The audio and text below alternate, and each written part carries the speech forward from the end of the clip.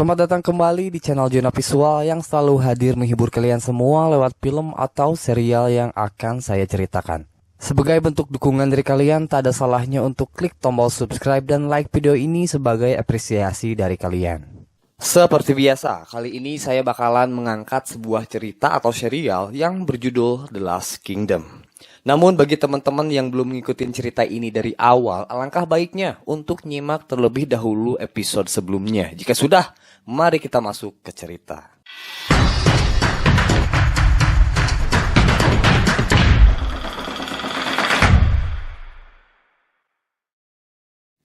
Sebelumnya, kita diperlihatkan bagaimana keteguhan seorang Uhtred yang telah menentukan pilihannya untuk menerima tawaran King Alfred mengabdi di kerajaan Wessex. Hal itu dipertegas kala ia menolak ajakan saudaranya sendiri, Yong Ragnar, untuk kembali pada semestinya sebagai seorang Viking. Bukan tanpa alasan, Uhtred masih memperjuangkan ambisinya untuk meraih kodratnya sebagai Elderman dan menjadi penguasa di tanah kelahirannya, yaitu Bebbanburg. Otomatis tantangan Uhtred di sini semakin bertambah dikarenakan sang raja berkeinginan untuk melihat Uhtred patuh terhadap ajaran Kristen. Di mana secara pribadi Uhtred tak sependapat dengan hal itu karena ia masih memegang teguh ajaran Viking sebagai pagan atau penyembah dewa. Di balik itu, King Alfred telah mengatur sebuah pernikahan di mana ia akan menikahkan Uhtred dengan seorang lady bernama Mildred, nah ini orangnya, yang juga merupakan anak baptis dari Lord Oda.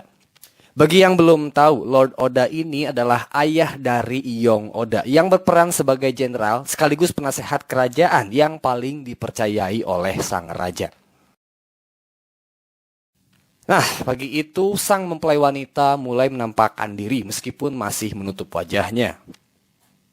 Itu juga, Uhtred tengah bersiap-siap dan mengatakan kepada Leofric bahwa ia telah membayar mas kawin kepada ayah baptisnya berupa perak sebanyak 33 keping. Sementara itu, sang pendeta Bapak Beoka telah hadir di gereja untuk segera memimpin jalannya prosesi pernikahan. Terlihat bagaimana Lord Oda begitu berat melepas sang putri tercinta kepada pinangan seorang laki-laki yang memiliki latar belakang sebagai Viking. Lantas, mau dibagaimanakan lagi, ini semua merupakan permintaan langsung dari titah sang raja. Sang mempelai wanita akhirnya membuka tudungnya dan memperlihatkan kecantikannya kepada sang calon suami. Melihat bagaimana kecantikan yang dimiliki oleh sang calon istri, Uhtred begitu terpaku dan tak bisa menahan aura kebahagiaan yang muncul dengan sendirinya. Kemudian di bawah arahan sang pendeta, akhirnya kini Uhtred dan Mildred resmi dinyatakan sebagai sepasang suami istri.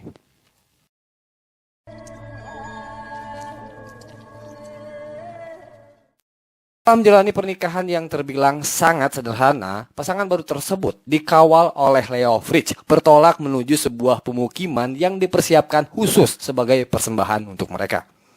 Secara kebetulan, saat itu perjalanan mereka bertepatan dengan musim dingin yang mulai mencair. Di sana, Uhtred mulai kepikiran satu hal yang mulai mengganggu pikirannya. Mengapa Alfred berbaik hati memberikan dirinya seorang istri cantik?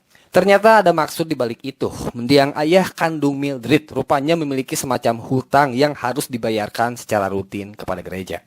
Ayah kandung ya, bukan ayah baptis. Itu artinya mau tak mau Uhtred terikat dan harus bertanggung jawab membayar hutang yang ditinggalkan mendiang ayah kandung sang istri. Damn everything. Pas di sini Uhtred marah karena akhirnya ia mengetahui bahwa maksud dari pernikahan ini tak lain adalah untuk menguji kepatuhannya terhadap gereja dan juga Wessex. Padahal bisa saja Alfred menghapuskan hutang tersebut. The land is good, but the buildings are in need of repair. Sesampainya di Liscombe, sebuah pemukiman yang nantinya akan ditempati oleh pasangan baru tersebut, mereka disambut oleh para pemukim dan salah seorang pengurus kepercayaan Mildred bernama Oswald. Bukan Oswald Mosley.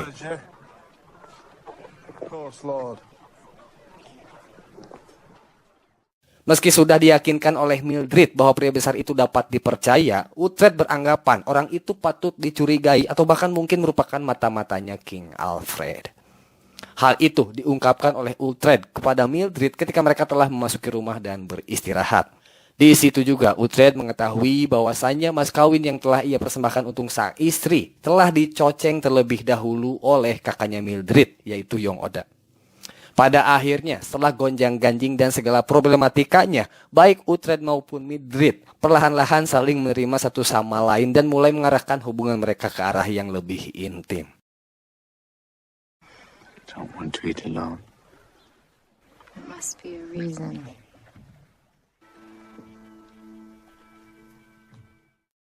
Waktu telah berjalan berbulan-bulan dan seiring berjalannya waktu juga Mildred telah menunjukkan kehamilannya. Selama kurun waktu berbulan-bulan itu pun, akhirnya Uhtred dan Leofric menyadari aura-aura keberadaan pasukan Viking yang mulai tercium di perbatasan Wessex. Setidaknya mereka datang dengan sekitar 300 personil. Tak hanya Guthrum dan pasukannya, kita pun melihat bagaimana Yong Ragnar, Brida beserta armadanya berdiri di samping Guthrum. Menurut penerawangan mereka, pasukan Viking tersebut disinyalir tengah mengincar benteng Warham yang masih terletak di jalur perbatasan Wessex.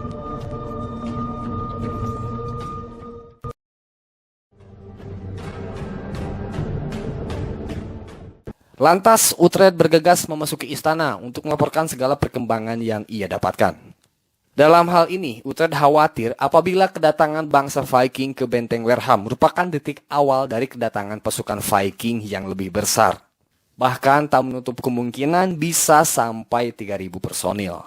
Tetapi mereka bisa sedikit bernapas lega. Pasalnya Guthrum hanya berjuang sendiri tanpa diperkuat oleh Abba yang saat ini tengah berperang di Irlandia.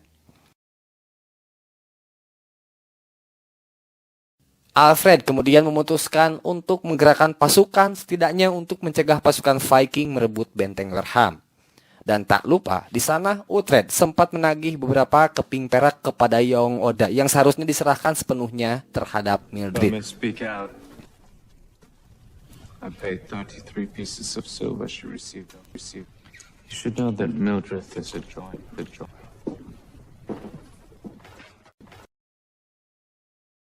Selagi prajurit Wessex tengah bersiap-siap, Uhtred memperingatkan kepada sang istri bila mana sesuatu yang tak diinginkan menimpa Mildred.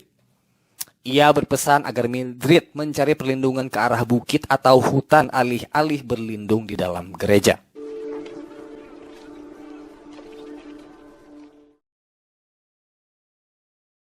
Singkat cerita, pasukan Wessex yang dipimpin oleh King Alfred memulai perjalanannya. Dan setelah melalui waktu yang sangat panjang, kemudian mereka sampai di depan benteng Warham. Sayangnya mereka terlambat, pasalnya Guthrum dan kawan-kawan telah menaklukkan benteng Warham yang otomatis kini mereka menduduki benteng tersebut. Dengan demikian, Guthrum dan Yong Ragnar berdiskusi tentang bagaimana tanggapan mereka menyikapi kedatangan tentara Wessex yang telah berbaris di depan benteng Warham. Guthrum tak ingin terburu-buru, Ragnar yang kelihatannya tak sabar untuk melakukan penyerangan.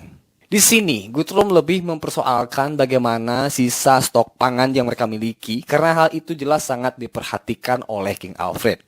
Jadi, pada intinya, Guthrum lebih memilih menunggu kedatangan Abba lalu melakukan negosiasi bersama King Alfred, alih-alih menyerang dengan resiko kehabisan stok pangan.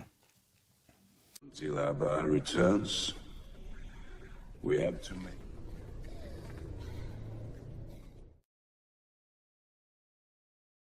Itu, Alfred tak ingin hanya diam saja dengan menunjukkan seberapa kuat dan seberapa besar pasukan yang ia miliki.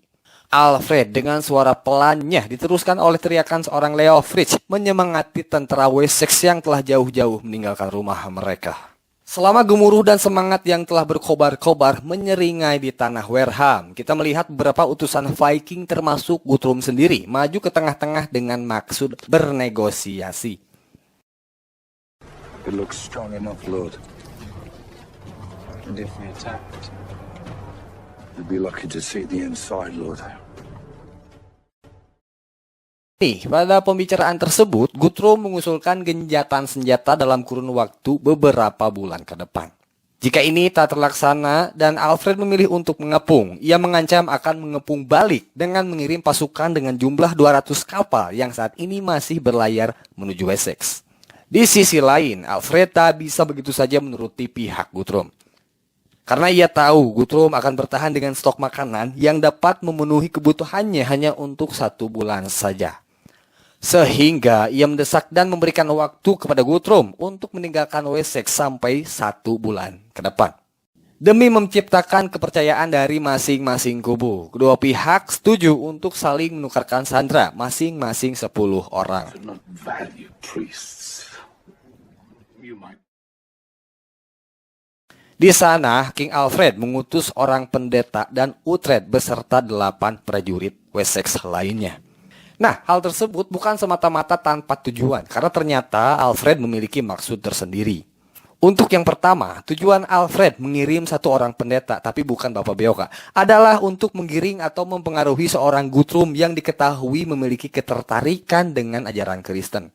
Dengan harapan, Guthrum perlahan-lahan terpengaruh dengan ajaran Kristen dan tak menutup kemungkinan hal itu dapat mengakhiri peperangan di tanah Inggris. Berbeda dengan si pendeta, Uhtred berperan sebagai mata dan telinga khusus untuk mencari tahu kapan Eoba bergabung bersama Guthrum. Karena di sini Alfred mengetahui Guthrum tengah menunggu kedatangan Eoba sebelum seluruh pasukan Viking mengibarkan bendera perang. Itu saja, bila mana Uhtred berhasil melaksanakan perannya, ia diharuskan segera memberikan sinyal dengan menyalakan mercusuar yang telah disiapkan di atas bukit. Kemudian pertukaran sandera dilakukan, di mana Uhtred dan kawan-kawan langsung dihujani oleh lemparan pemukim Viking. Tapi hal tersebut tak berlangsung begitu lama sebab Guthrum melarang perlakuan seperti itu.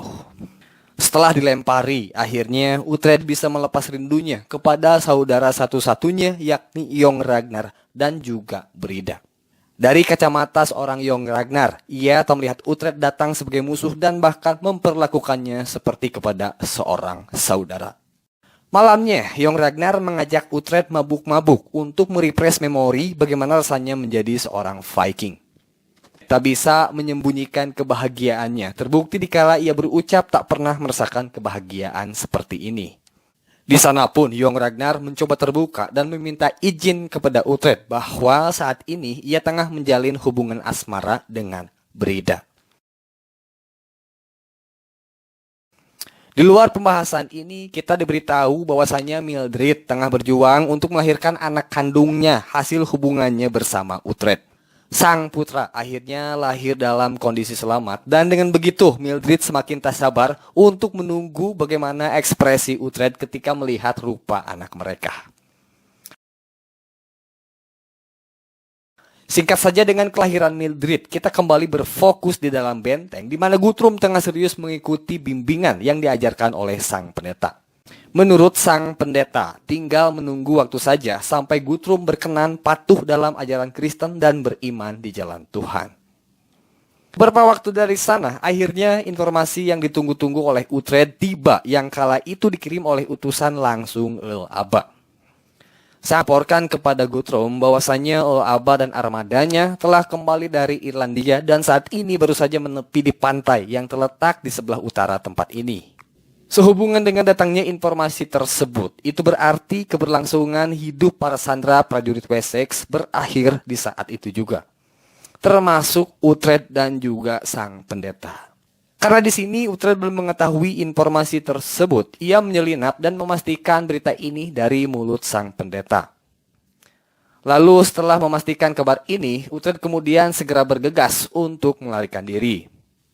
Karena sosok Uhtred menjadi sorotan langsung seorang Guthrum, ia tertahan oleh kejaran beberapa prajurit Viking yang mencoba menghentikannya.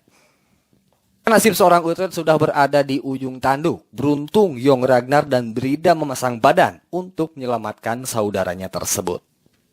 Pun kita dihadapkan dengan dua sisi yang berbeda, di mana Yong Ragnar tak bergeming dan berusaha keras menghalangi, sementara Guthrum tetap kekeh menginginkan kepala Uhtred untuk dihadiahkan kepada Eoba. Namun, berkat keteguhan seorang Yong Ragnar, Guthrum tak mempunyai pilihan dengan melepaskan Uhtred dari tangannya.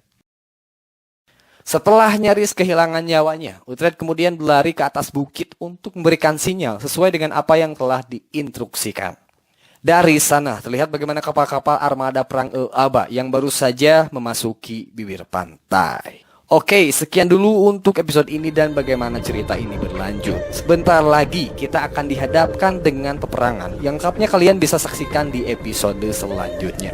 Biar gak ketinggalan, pantengin terus channel kami dan jangan lupa beri dukungan dengan subscribe, like, share, lalu berikan tanggapan kalian di kolom komentar.